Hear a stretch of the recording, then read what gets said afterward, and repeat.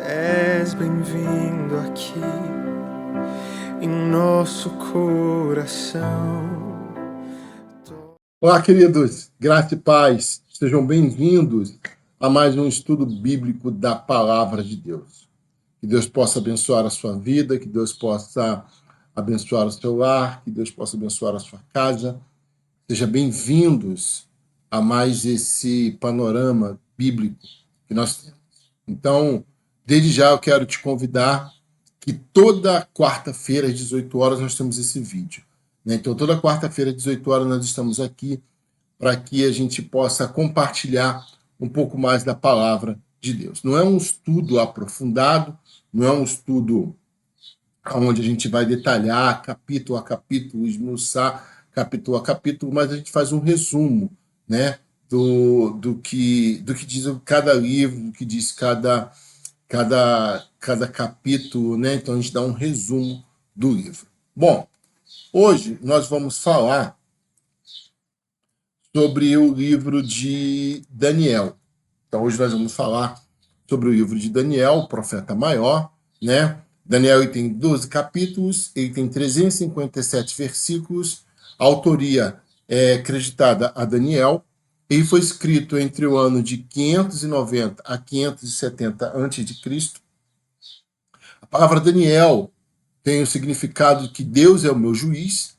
É um livro que combina a história de fé e coragem com visões proféticas. Ele foi escrito durante o exílio da Babilônia. O livro retrata a vida de Daniel como um sábio e fiel a Deus.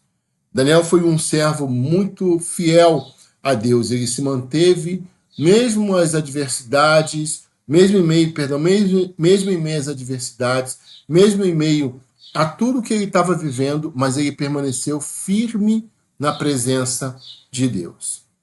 E as visões de Daniel enfocam a sabedoria de Deus na história, prometendo uma vitória ao final do seu reino. Bom, então nós vamos iniciar falando do capítulo 1. Capítulo 1, o livro de Daniel está dividido em 6 blocos, né, em 6 partes. O primeiro capítulo ele vai falar sobre a captura, o primeiro bloco, que é o capítulo 1, ele vai falar sobre a captura e o treinamento de Daniel da Babilônia. O povo ele é feito cativo, levado à Babilônia, e, claro, o rei Nabucodonosor, ele não quer deixar jovens, sábios, inteligentes, fortes para trás. Por quê? Ele quer fazer dessas pessoas escravas da Babilônia para que a Babilônia pudesse crescer, pudesse ser um grande reino. Então ele traz jovens, assim como Daniel, assim como seus amigos, jovens fortes, jovens estudados, jovens sábios, exatamente para que ele pudesse fazer com que esses jovens agora se tornassem jovens da Babilônia. E aí, o livro vai contar a história de Daniel, Ananias, Misael e Azarias. Daniel e seus amigos. Vai contar essa história de que eles são levados cativos à Babilônia. O capítulo 1 vai falar sobre a captura e treinamento de Daniel na Babilônia. E aí ele vai falar sobre Daniel e seus amigos são levados para a Babilônia durante o primeiro exílio. Eles se recusam a se contaminar com a comida, com as iguarias que o rei dá. Por quê? Qual é o objetivo? Que os jovens eles comam e bebam da comida do rei. Mas essa comida era oferecida a ídolos, era oferecida a outros deuses. Daniel e seus amigos, então, eles entendem que eles não podem participar disso. Eles entendem que eles não podem fazer parte desse... Eles não podem sentar nesse banquete. Então, eles pedem ao responsável por esses jovens para que não coma. Olha o que diz a palavra lá no Daniel, capítulo 1, versículo 11. Daniel disse, então, ao homem que é chefe dos oficiais, que o chefe dos oficiais tinha encarregado de cuidar dele, de Ananias, Misael e Azarias. Peço que faça uma experiência com os seus servos durante 10 dias. Nos dê nada além de vegetais para comer e água para beber. Depois, compare a nossa aparência com os jovens que comem a comida do rei e trate os seus servos de acordo com o que você concluir. Ele concordou e fez a experiência com eles durante 10 dias. Então, durante o período de 10 dias, Daniel e os seus amigos comeram vegetais, legumes e água.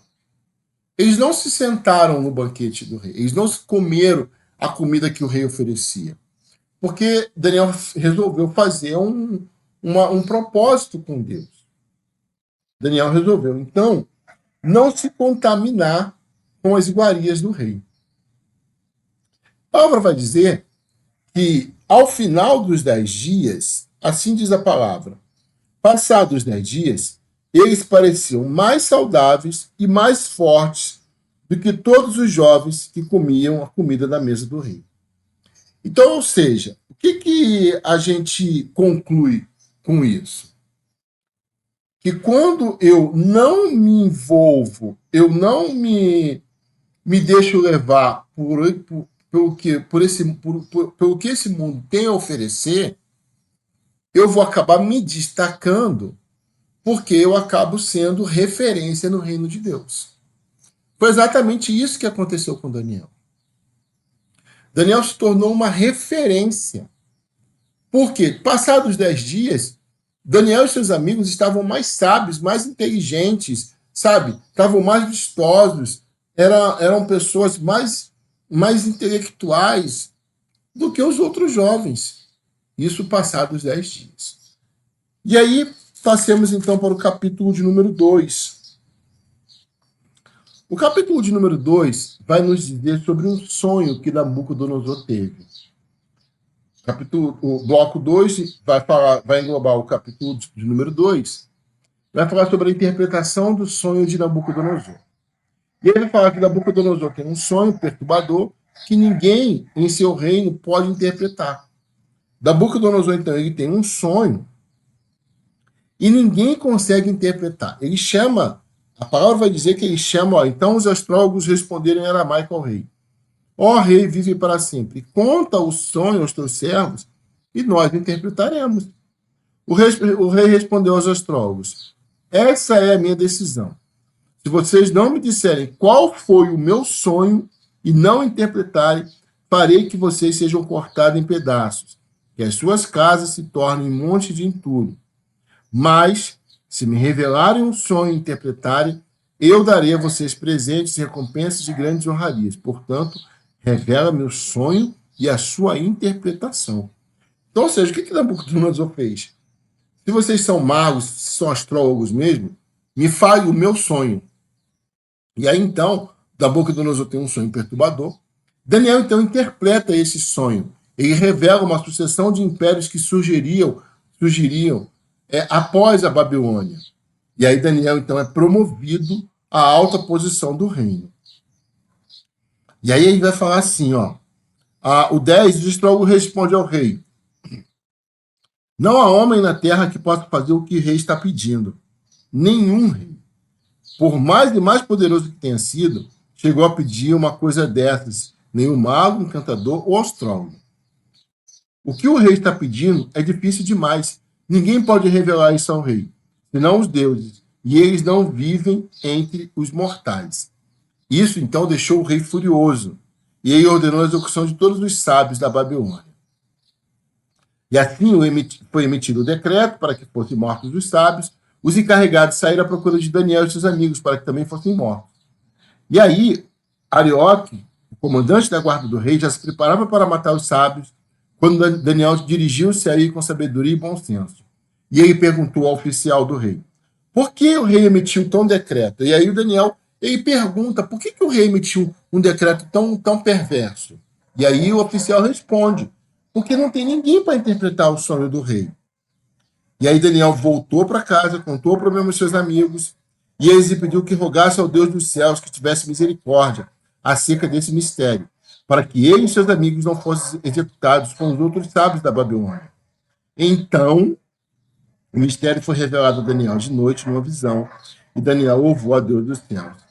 Então, ou seja, Daniel, então, ele entrega a vida a Deus, e aí o que acontece? Deus vai lá e revela não só o sonho, mas também dá a interpretação para o rei. O bloco 3, o bloco de número 3, vai falar, e aí o bloco 3 vai englobar do capítulo 3 ao 6, vai falar sobre a imagem de ouro de Nabucodonosor. Nabucodonosor era um rei bem difícil. Então, o que ele faz? Ele constrói uma estátua enorme de ouro. Paulo vai dizer assim: e o rei Nabucodonosor fez uma imagem de ouro de 27 metros de altura e 2,70 centímetros de largura, e ergueu na planície de Dura, província da Babilônia. Depois convocou todos os sátrapas, prefeitos, governadores, conselheiros, enfim, todo mundo. E todo mundo tinha que se encurvar àquela estátua. Quem não se encurvasse àquela estátua, quando ouvisse um som da trombeta, quem não se prostrasse em terra e não adorasse imediatamente, seria tirado na fornalha de forno ardente. Então, Sadraque, Mesaque e Abednego, eles recusam-se a adorar a estátua de ouro de Nabucodonosor. E eles são protegidos por Deus na fornalha de fogo. E aí o que acontece? O rei, então, ele joga, ele fica furioso porque Sadraque, Mesaque e Abednego não se encurvam diante daquela estátua de ouro. Eles não iam adorar aquela estátua. O rei fica tão furioso que joga eles dentro da fornalha de fogo ardente. Ele manda acender 7 vezes mais. Para vocês terem uma ideia, as pessoas que chegaram, os homens que foram jogados, o Sadraque, Mesaque e Abednego, eles foram queimados. Eles não chegaram a entrar. Só a quentura era tão grande que aqueles homens foram queimados. E a palavra vai nos dizer que, olha o que o Nabucodonosor perguntou. Levantou-se e perguntou aos seus conselheiros: não foram 3 os homens amarrados que nós atiramos ao fogo? E eles responderam: sim, ó rei. E ele exclamou: olhe, estou vendo 4 homens desamarrados e ilesos, andando pelo fogo. O quarto se parece com o filho dos deuses. Então o próprio Deus foi lá para livrar Sadraque, Mesaque e Abednego.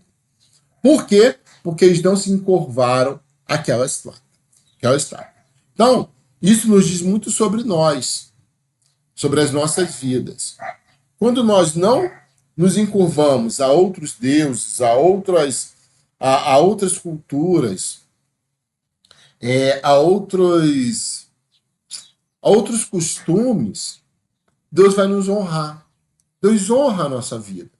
Eu acredito que deva ter sido muito difícil para aqueles homens, mas Deus honra. E aí tem mais. E aí depois, o que acontece? Daniel, ele vira um principal do Babilônia, e ele começa então a pegar alguns atos de corrupção. E ele não se leva por aquilo, ele não vai fazer parte daquilo. E aí o que aqueles homens fazem? Eles vão ao rei, lá no capítulo de número 6. E aí, agora, quem é rei já é Dário, o rei. Eles vão lá em Dário, e aí falam para ele emitir um decreto para que todo aquele que se encurvar, se fosse adorar ou se fosse pedir a outro Deus, se que não fosse o rei, que o rei jogasse na cova dos leões. E Daniel tinha por costume, por tradição, por obediência, orar 3 vezes ao dia no seu quarto, voltado para Jerusalém. Ele saiu de Jerusalém, mas Jerusalém não saiu dele. Então ele ora. E os homens pegam ele orando. Eles sabiam, foi uma emboscada que fizeram para pegar Daniel. Então, Daniel, ele é jogado na fornalha de fogo ardente.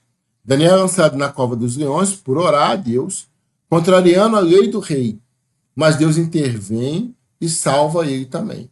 E aí o bloco 3 vai terminar falando sobre esses atos de fé, afirmam ainda mais o favor de Deus e o rei sobre Daniel e seus amigos. Então, cada vez mais, Daniel ele começa a ser exaltado, a colocado em lugar de honra. Mas por que isso? Porque Daniel não se curva a fazer as coisas que o rei manda para outros deuses. Daniel fala assim, eu só tenho um rei, que é o rei dos reis.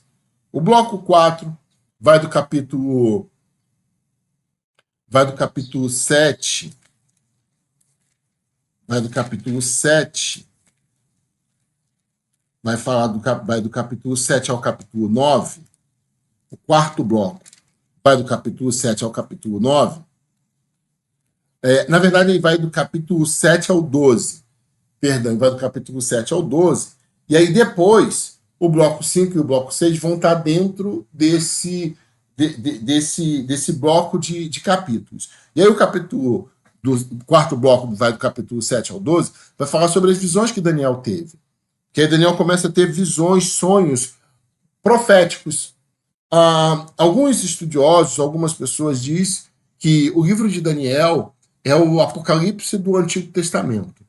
Porque ele vai apontar coisas futuras, ele vai apontar profecias que vão acontecer. Então, Daniel tem várias visões proféticas que pronunciam futuros impérios mundiais e a vinda do Messias. Então, o livro de Daniel começa a apontar para o Messias.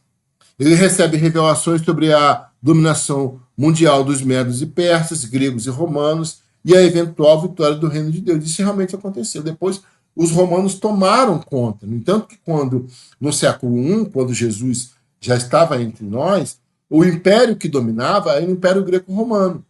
Esse império dominava. No entanto, que Roma fica furioso com Jesus, porque eles acham que Jesus é o novo rei, quer se levantar como um novo rei, né? Então, realmente, as visões de Daniel foram visões que foram proféticas, foram visões que apontaram para profecias.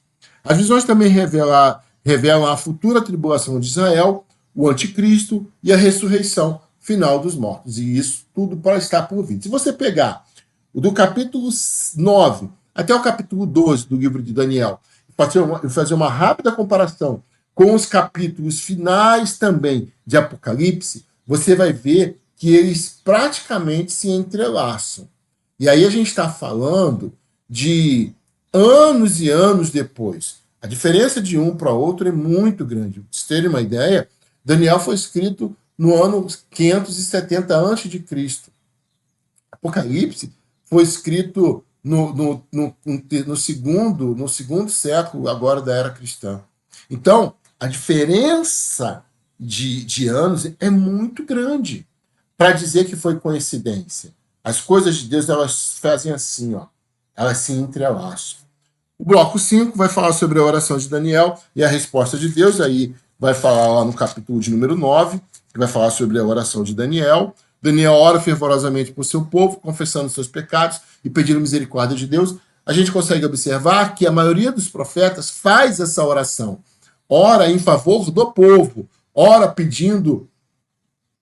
confessando os pecados do povo, para que o povo tenha misericórdia, para que Deus tenha misericórdia do povo. E Deus envia então o anjo Gabriel para responder a oração de Daniel, dando a ele a profecia das 70 semanas e uma das mais detalhadas e preciosas profecias da vida do Messias. Então, eu aconselho a você a ler o livro de Daniel com muito detalhe, principalmente os últimos capítulos, que vai falar exatamente sobre essas profecias. E aí termina o livro, encerra o livro no capítulo de número 12, falando sobre os tempos do fim. Ele encerra o livro, Daniel é instruído a selar o livro até o tempo do fim, e ele recebe uma visão final dos tempos do fim, incluindo a ressurreição dos mortos e o julgamento eterno. E aí eu quero ler para vocês o final de Daniel, que diz assim, a partir do versículo de número 10. Muitos serão purificados, alvejados e refinados, mas os ímpios continuarão ímpios. Nenhum dos ímpios levará isto em consideração, mas os sábios sim. Depois de abolido o sacrifício diário e colocado o sacrilégio terrível, haverá 1.290 dias. Feliz aquele que esperar e alcançar o fim dos 1.335 dias. Quanto a você, siga o seu caminho até o fim, você descansará e então no final dos dias você se levantará para receber a herança que lhe cabe. Esse foi o livro do profeta Daniel. E aí agora eu quero orar pela sua vida, para que Deus possa abençoar você. E eu peço para que você possa ler, mergulhe cada vez mais na palavra de Deus. Pai, eu oro agora pela vida dessa pessoa que está nos assistindo, que está nos ouvindo, que o Senhor possa derramar da tua unção sobre ela, que ela possa ter entendido, Senhor, e se aprofundar cada vez mais, Senhor, nas tuas escrituras. Senhor, abençoe, Senhor, a vida desse povo. Abençoe as nossas vidas, Pai. Em nome de Jesus nós oramos. Amém e amém. Que Deus abençoe a sua vida, que Deus abençoe a sua casa. Quarta-feira que vem eu te espero aqui às 18 horas para que a gente possa dar prosseguimento aos nossos estudos. Deus abençoe a sua vida. Um forte abraço, até mais. Tchau. Uma direção. Deus, fogo consumidor, sem impedimentos, vem face a face, Senhor.